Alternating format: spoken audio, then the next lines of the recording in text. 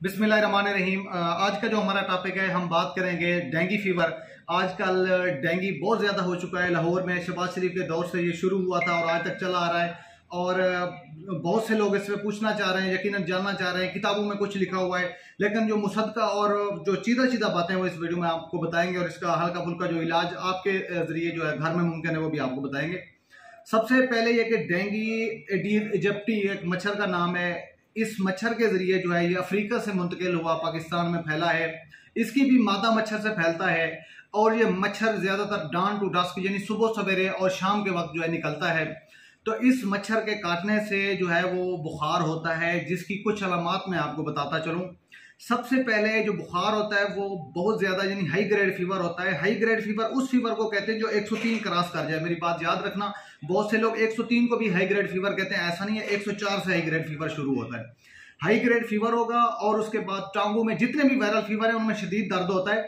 लेकिन जैसे कोविड था, इसमें भी दर्द होता है, लेकिन इसमें ब्रेकिंग बोन पेन होता है, यानी बहुत ज्यादा दर्द होता है और आप कहते हैं कि मैं निठाल हूं, मेरे अंग अंग में दर्द है।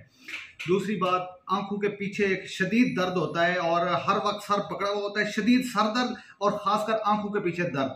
ये इसके अलावा उल्टी भी हो सकती है, मोशन भी हो सकते हैं, पेट में दर्द भी हो सकता है और गला भी पकड़ा हुआ हो सकता है, गला खराब। लेकिन अगर बहुत ज्यादा बुखार है, आंखों के पीछे दर्द है, जिससे में बेइंतहा दर्द है, जैसे आपने पूरा दिन कोई बहुत ज्यादा काम किया और आपके अंग अंग में दर्द हो, तो आपको जरूर सोचना चाहिए कहीं आप डेंगू का शिकार तो नहीं है।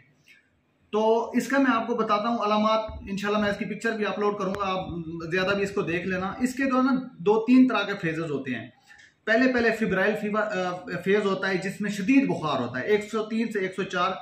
और याद रखें कि अगर बुखार 5 से 7 दिन तक मुसलसल ऐसे आ रहा है और 7 दिन क्रॉस कर गया तो ये डेंगू नहीं है, कुछ और है। इसका बुखार 5 से 7 दिन से ऊपर नहीं जाता। दूसरा फेज आता है लीकी फेज।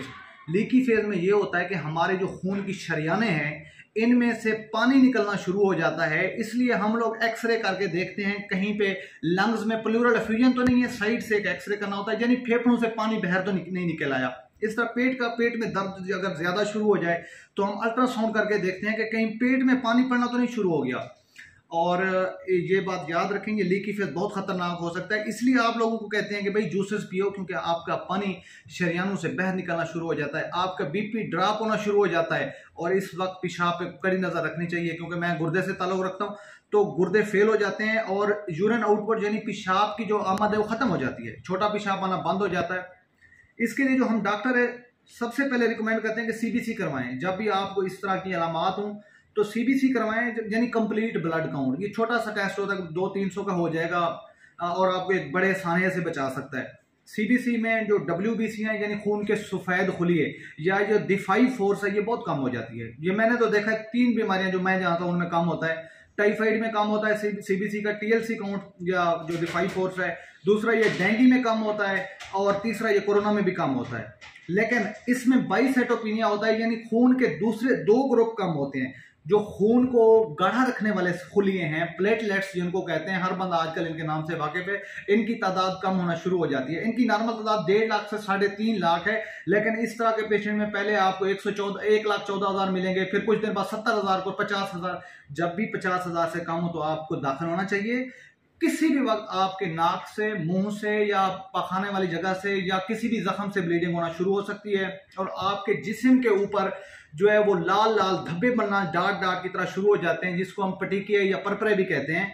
जब ये सूरत हाल हो तो आपके ब्रेन में भी ब्लीडिंग हो सकती है, आपके पेट में भी ब्लीडिंग हो सकती है, आपके जोड़ों में भी ब्लीडिंग हो सकती है। लिहाजा अगर प्लेटलेट्स किसी के 50,000 से कम आ जाएं तो उसको फौरन दाखिल हो जाना चाहिए। वो ये ना समझे कि मैं घर में इलाज कर सकता हूं या किसी डिस्पेंसर के। दूसरी बात, जब आपके ये आपने खुलिये करवा लिए तो क्योंकि दर्द बहुत ज्यादा होता है, लोग क्या करते हैं वो ब्रूफिन लेना शुरू कर देते हैं, कोई डेक्लोरान का टीका लगवा लेता है ताई से। तो ऐसा बिल्कुल नहीं करना भाई, ये सीबीसी करवा लो। बहुत ज्यादा दर्द है, सारी अलामात आ रही हैं, सिर्फ पैनाडॉल लेनी है आपने। 2 टाइम पैनाडॉल, सुबह 2 दोपहर 2 शाम। इवन आप 8 पैनाडॉल भी ले लें दिन में, यानी कि हर 6-6 घंटे के बाद, तो भी कोई मसला नहीं है इंशाल्लाह ताला। लेकिन जो जिगर के मरीज हैं उनको थोड़ा एहतियात हो, वो फिर डॉक्टर से रिव्यू कर सकते हैं, क्योंकि पैनाडॉल के थोड़े जिगर के जो है वो अलामात खराब करती है अगर पहले से कोई जिगर की बीमारी हो। तो दूसरे नंबर पे जो लीकी फेज है, हमारा एक टेस्ट होता है, अगर मेरे कोई डॉक्टर भाई सुन रहे हो तो हम उसको कहते हैं हेमाटोक्रेट। खून के खुलिये कितने हैं, ये यूजुअली 45 होता है। अगर ये बढ़ना शुरू हो गया है इसका मतलब है पानी लीक हो रहा है। अगर 52, 56 ये बहुत खतरनाक अलामत है। और अगर ये कम होना शुरू हो गया 45 से 42 फिर भी खैर है, लेकिन ये अगर 28 पे आ गया है या ये आ गया है 24 पे, इसका मतलब है उसके प्लेटलेट भी कम हो रहे हैं, उसका खून भी कहीं से अंदर लीक हो रहा है, ब्लीडिंग हो रही है, हमें पता नहीं चल रहा। तो ये लीकी फेज है। इसके बाद तीसरा है जो रिकवरी फेज है, इसमें पेशेंट ऐसा था उसका बुखार भी उतर जाता है और वो रिकवरी की तरह आना शुरू हो जाता है। तो आपने जो है वो अपनी अलामात पे गौर करना है, सीबीसी करवाना है।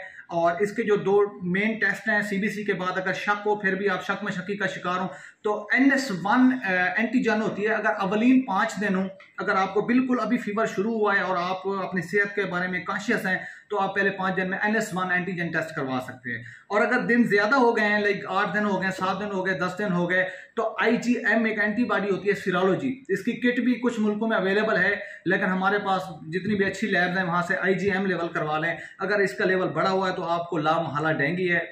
तो बाकी आपको सबसे एहतियात होती है, कहते हैं परहेज इलाज से बेहतर है। आपको पूरे स्लीव्स पहनने चाहिए सुबह शाम, और जो आपको जिस तरह मेरे कैमरा मैन ने टी शर्ट पहनी हुई है भाई, इसको आपको पूरा पहनना चाहिए। और बाकी अपने जो लोशन हैं आपके मच्छर भगाने वाले जितने भी हैं, या जो धुआं वाली चीज़ें हैं, तो ये जो है ना एहतियात जो है वो इलाज से बेहतर है। मैं उम्मीद करता हूँ कि आपके लिए जो है ये वीडियो हेल्पफुल होगी। अस्सलाम वालेकुम।